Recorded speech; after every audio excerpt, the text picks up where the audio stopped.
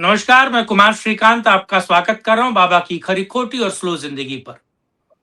दरअसल एक और ऐसा मामला है जो अब सुर्खियां ही नहीं बटोर रहा है, जमीन पर भी जिसकी इको सुनाई दे रही है। हम बात कर रहे हैं मध्य प्रदेश के धार की भोजशाला वाले केस को लेकर। दरअसल एएसआई की रिपोर्ट हाईकोर्ट में रखी गई। हाईकोर्ट में उस रिपोर्ट पर चर्चा हुई और वो रिपोर्ट कहती है कि धार का जो भोजशाला का जो मंदिर है, जिसको तोड़कर मस्जिद बनाई गई, ये कुछ उसी तरीके से है जैसे इस देश में 5,000 मंदिरों को तोड़कर अलग अलग जगह मस्जिद बनाई गई।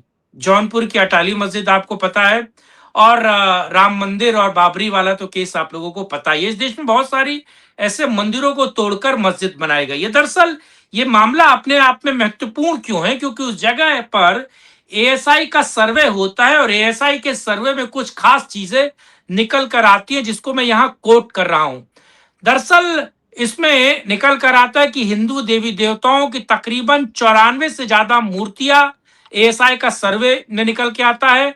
नक्काशीदार स्तंभ और जानवरों की, जो एक तरीके से कहा जाए जानवरों की पेंटिंग, वो मूर्तियां निकल रही हैं। कमल के फूल, प्राचीन शिलालेख, 1,000 साल पुराने सिक्के और दीवारों पर पुरानी कलाकृतियां।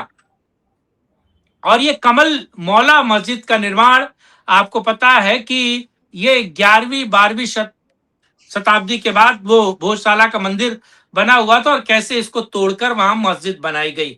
अब बड़ा सवाल ये है, इसके राजनीतिक पहलू और धार्मिक पहलू को भी समझेंगे। इसीलिए मेरे साथ दो गेस्ट मौजूद हैं कि क्या क्या ये मुद्दा मध्य प्रदेश में बीजेपी को संजीवनी देगा? क्या ये मुद्दा, भोजशाला वाला मुद्दा, मध्य प्रदेश में एक तरीके से अब बीजेपी इस पर राजनीति करेगी, और क्या अब सत्य सामने आएगा और वो जो मंदिर है जिस पर मस्जिद बनाई गई है, क्योंकि एएसआई का सर्वे क्लियर कट बताता है कि साहब खंभों को तोड़कर खंभों के ऊपर मस्जिद बनाई गई है, और जो हिंदू मंदिर का अवशेष था उसको हटा लिया गया। तो जरा इसको समझते हैं। मेरे साथ दो मेहमान मौजूद हैं, बाबा रामदास और विनोद कुमार शुक्ला, सीनियर जर्नलिस्ट मौजूद है। आप दोनों लोगों का स्वागत है। नमस्कार, जय श्री राम। विनोद जी, इसका राजनीतिक पहलू, विनोद जी इसका राजनीतिक पहलू। देखिए श्रीकांत जी, मैं राजनीतिक पहलू पर जरूर बात करूंगा, लेकिन मैं कुछ बात पहले स्पष्ट कर देना चाहता हूं। हमारे जो मंदिर हैं, हमारे जितने भी इस तरह के धार्मिक स्थल हैं, चाहे भगवान कृष्ण की जन्मभूमि हो, काशी का मामला हो, अटाला देवी की का हो, धार का मामला हो, ऐसे लगभग 2,500 संकलित मंदिरों की सूची सीताराम गोयल की किताब में उपलब्ध है। लेकिन देश में कुल मिलाकर के लगभग 40,000 से ज्यादा इस तरह के की जगहें हैं जहां पर मंदिरों को रिपर्पस कर दिया गया, मतलब मंदिरों को तोड़ करके उनका स्वरूप बदल दिया गया। हमको उनकी लड़ाई के लिए किसी बीजेपी, किसी ऐसे संगठन पर ही केवल वो नहीं करना चाहिए। जो भी उस मामले में हमारे साथ खड़ा हो, उसके साथ हमको खड़ा होकर के अपनी मंदिरों को, अपने देवस्थानों के मुक्ति के लिए सहयोग लेना चाहिए, साथ लेना चाहिए और उसकी लड़ाई लड़नी चाहिए। एक बात हो गई। दूसरी महत्वपूर्ण बात यह है कि जब आप अपने मंदिरों को, अपने देवालयों को राजनीति और राजनीतिक फायदे नुकसान से जोड़ने लगेंगे, तो फिर उसका दुरुपयोग करने वाले लोग भी इकट्ठा हो जाएंगे। निश्चित तौर पर जिस तरह का माहौल है उसमें राजनीति होगी, लेकिन मुझे लगता है कि इसको राजनीति से अलग रख करके इस लड़ाई को लड़ना चाहिए और इस लड़ाई को उस अंजाम तक ले जाना चाहिए जहां ये धार का जो देवी शारदा का, सरस्वती जी का मंदिर है, वहां से वहां पर जो मजार है, जो कमाल मौला की के नाम से मस्जिद है, उसको मुक्त कराया जाना चाहिए। वहां के लोग इकट्ठा हो रहे हैं इसको लेकर के, और लंबे समय से इकट्ठा होते रहे हैं। उसका रक्तरंजित इतिहास रहा है।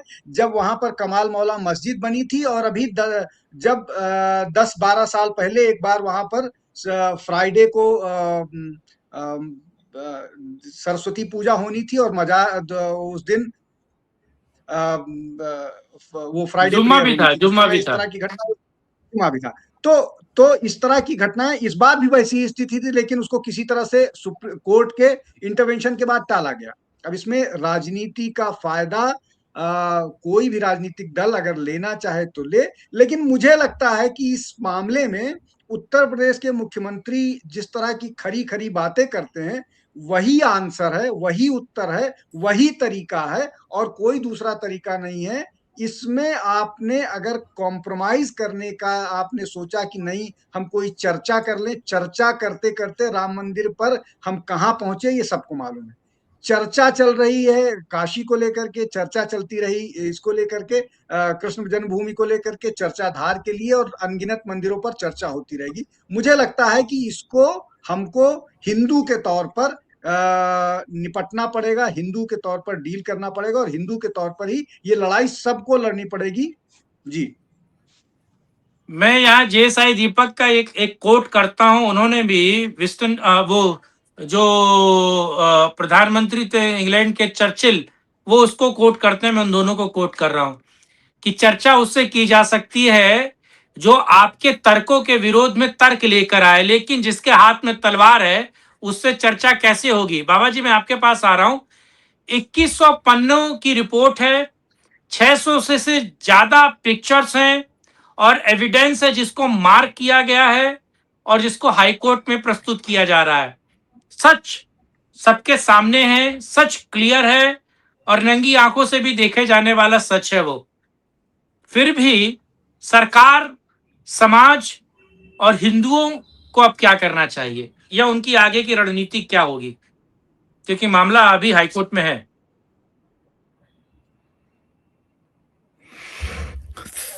अजमेर में एक 2.5 दिन का झोपड़ा है, उस पे एक शिलालेख है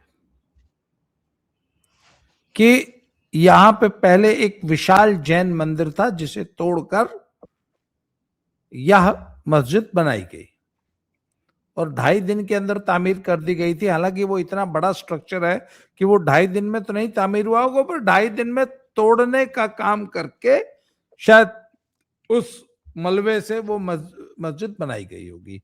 वहां सरेआम शिलालेख लिखा है और मुस्लिम पक्ष इस चीज को स्वीकार कर रहा है। किसी मुकदमे की जरूरत ही नहीं है, किसी एएसआई के सर्वे की जरूरत ही नहीं है। मुस्लिम पक्ष सरेआम स्वीकार कर रहा है कि यहां जैन मंदिर था। उसको वापस देने में और लेने में क्या दिक्कत है साहब? पर पहले तो यह तय कर लीजिए ना कि लेना भी है कि नहीं। मोहन भागवत साहब तो कहते हैं कि हर मस्जिद के नीचे मंदिर खोजना बंद कीजिए।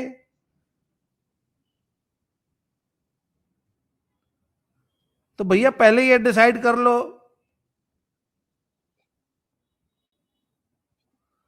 लेना भी है कि नहीं लेना है। उसके बाद ऐसे तो कई हजार मंदिर हैं।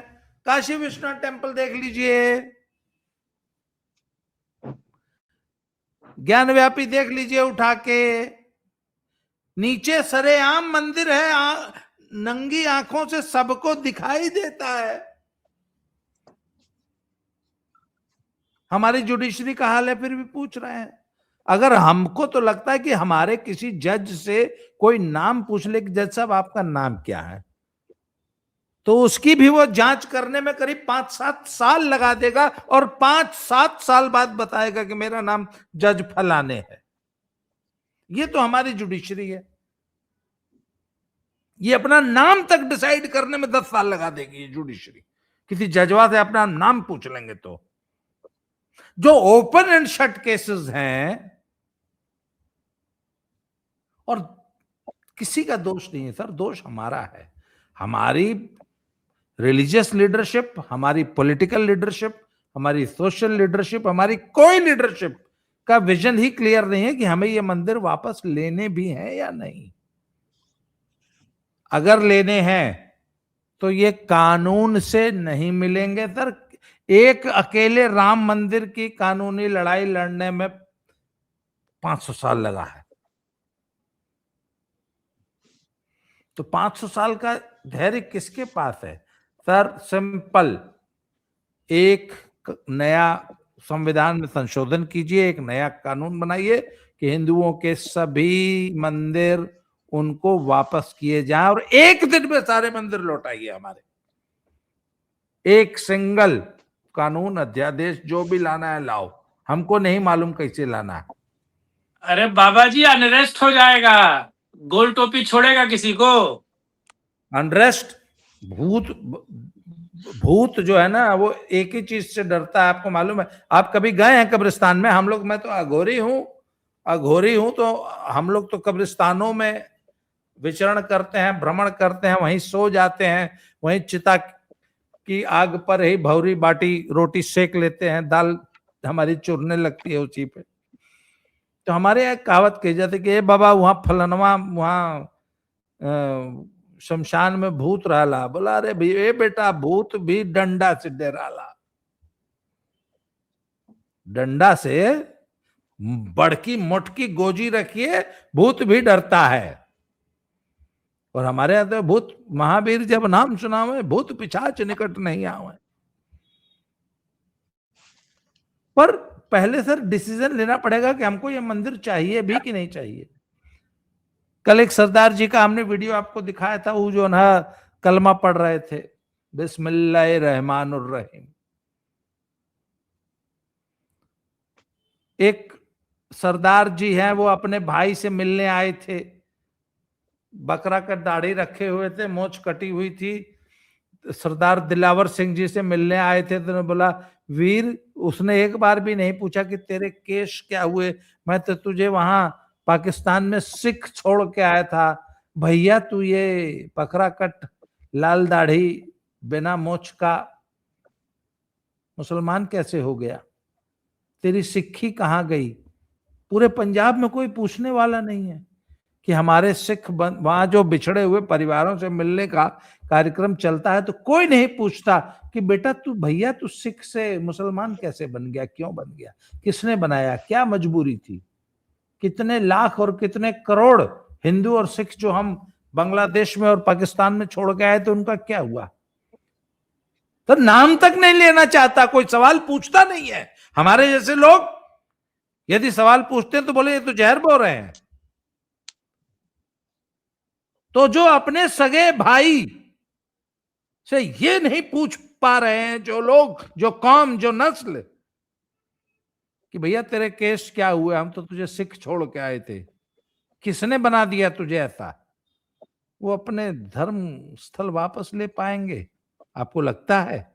विल पावर ही नहीं है सर। और एक एक करके कितने लेंगे? हजारों हजारों हैं। जी, कानून बना के एक ही दिन में सारे लेने होंगे जी। कानून बना के एक दिन में सारे लोग। लेकिन विनोद जी, एक बात जो बाबा रामदास जी ने कहा कि साहब, मोहन भागवत कहते हैं कि साहब हर शिवालय में, हर मंदिर में शिवालय ढूंढना बंद कीजिए, लेकिन हर इसी मस्जिद, बात के आगे वो हर लिखते मस्जिद हैं, के नीचे, हर मस्जिद ठीक है, के हर नीचे। मस्जिद शिवलिंग ढूंढना बंद कीजिए।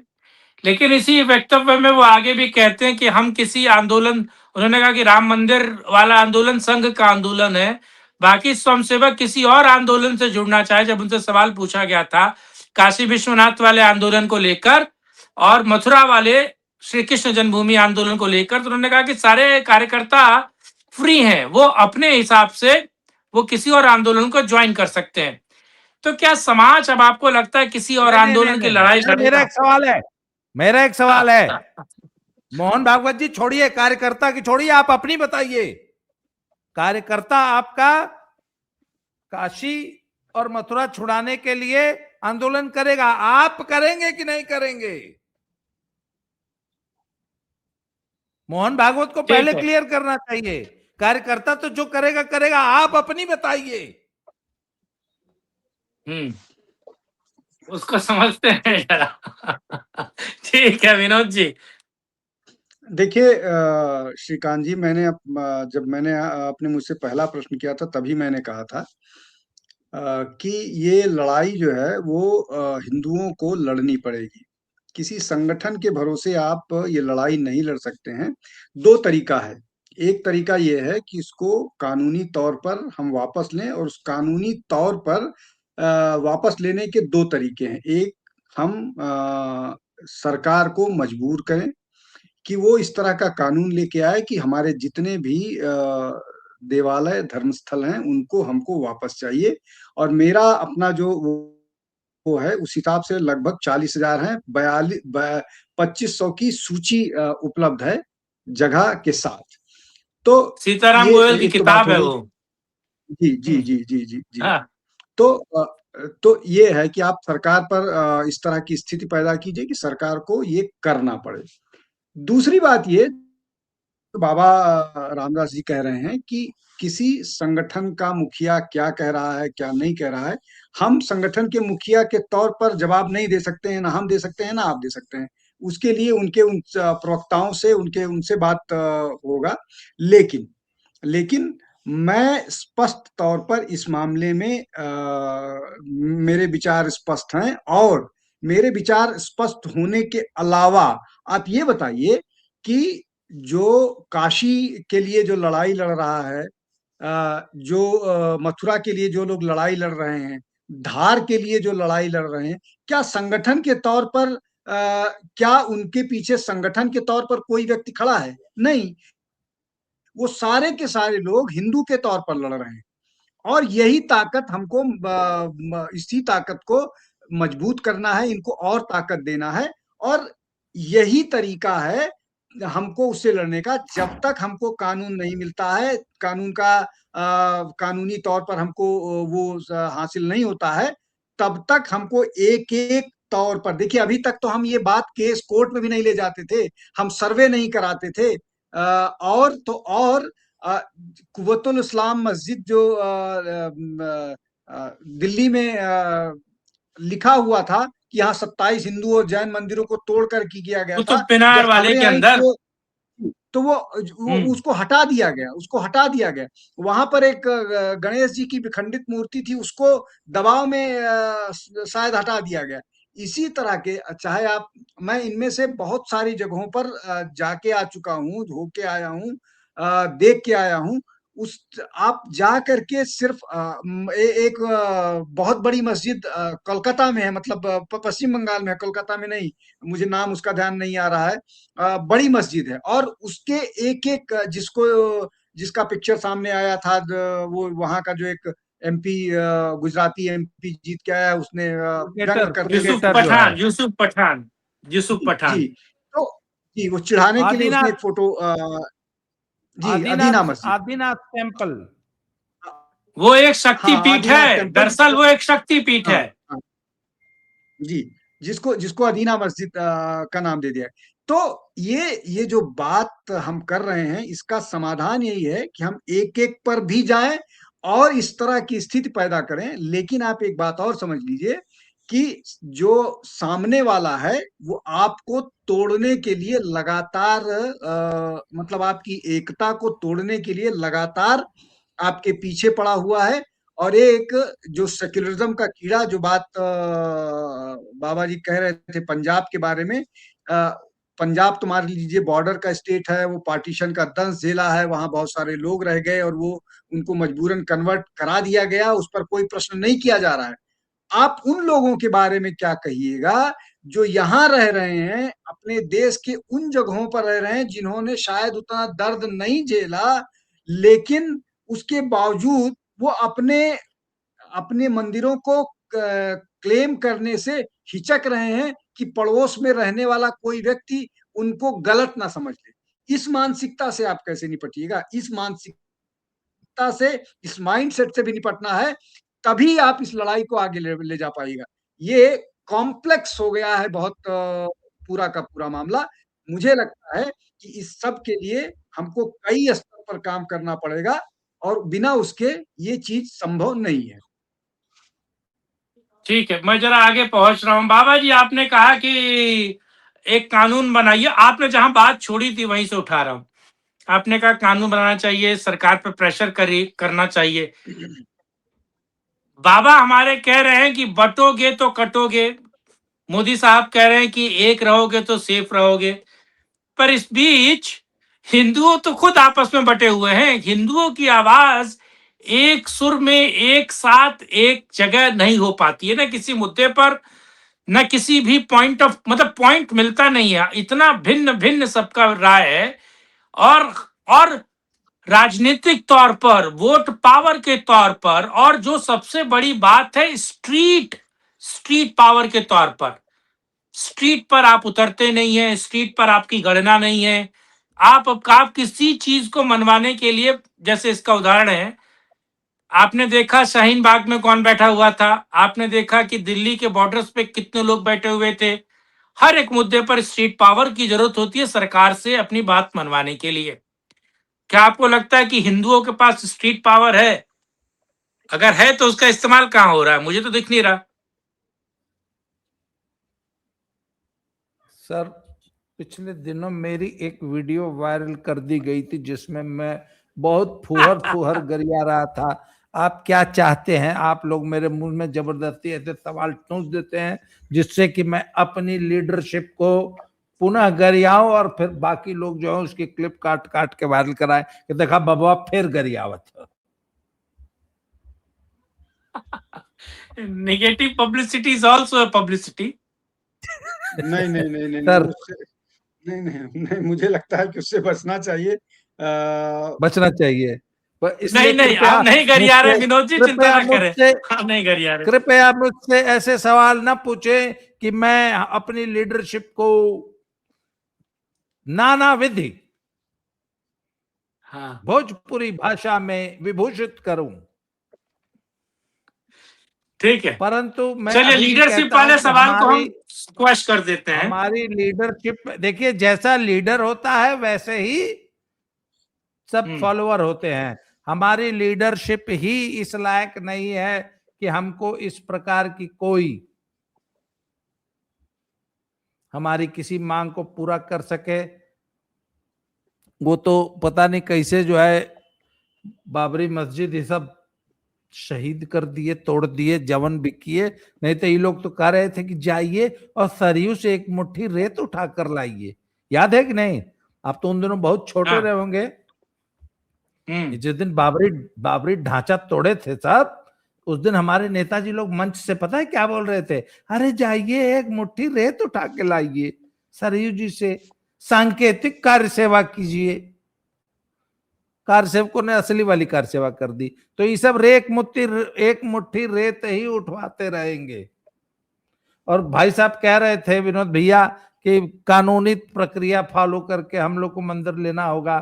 अरे सर, मरे जिंदा आदमी को ये सब सरकारी तंत्र मरा हुआ डिक्लेयर कर देती है। वो जिंदा बेचारा कोर्ट में पेश होता है, 20-20 साल मुकदमा लड़ता है। जज साहब जिंदे को मरा हुआ, मरे हुए को जिंदा चेंज नहीं कर पाते हैं। उनके सामने जिंदा आदमी खड़ा है,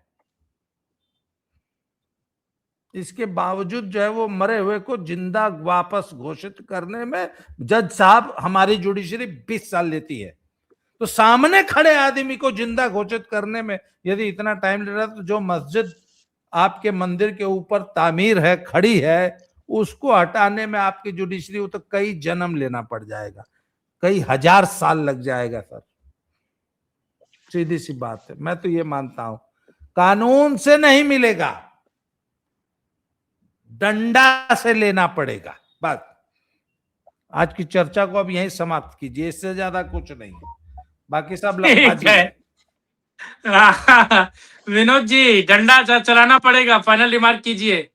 क्या डंडा काम आएगा? डंडा चलेगा? नहीं नहीं, देखिए मैं तो सिर्फ इतना कह रहा हूं कि जब तक हमको वो कानून नहीं मिलता जहां पर हमको अपने पूरे मंदिर पर अधिकार हो, तब तक हमको इस पर शांत नहीं बैठना चाहिए, और अगर उसके लिए कानून के उसमें जाना है तो जाना चाहिए। मेरा सिर्फ इतना, मैं ये नहीं कह रहा हूँ कि कानून से हमको कुछ नहीं मिलेगा और कानून से कुछ हासिल हो जाएगा, मैं दोनों बात नहीं कह रहा हूँ। मैं कह रहा हूँ कि जब तक हम उस स्थिति में नहीं आए कि हम इसको कानून के तहत सारा ले पाए, तब तक हमको चाहे उसको दबाव के तौर पर, चाहे जिस तौर पर हो, उसको जारी रखना चाहिए। बस इतना ही कहना है जी। चलिए, मुझे लगता है कि हमने नरम दल और गरम दल दोनों को समझ लिया, लेकिन मुद्दा वाकई हिंदुओं से जुड़ा हुआ है और हिंदुओं से अपील है कि इस मुद्दे को जीवित रखें और इस मुद्दे पर जिस भी तरीके से आप सहयोग समर्थन करना चाहे वो कर सकते हैं। और कृपया इस वीडियो को लाइक, शेयर, चैनल को सब्सक्राइब करें, कमेंट बॉक्स में अपनी राय रखना बिल्कुल ना भूलिए। तब तक के लिए, आज के लिए इतना ही। किसी और मुद्दे पे करेंगे राष्ट्रहित में चर्चा। तब तक के लिए जय हिंद, जय भारत, वंदे मातरम, नमस्कार, जय श्री राम। जय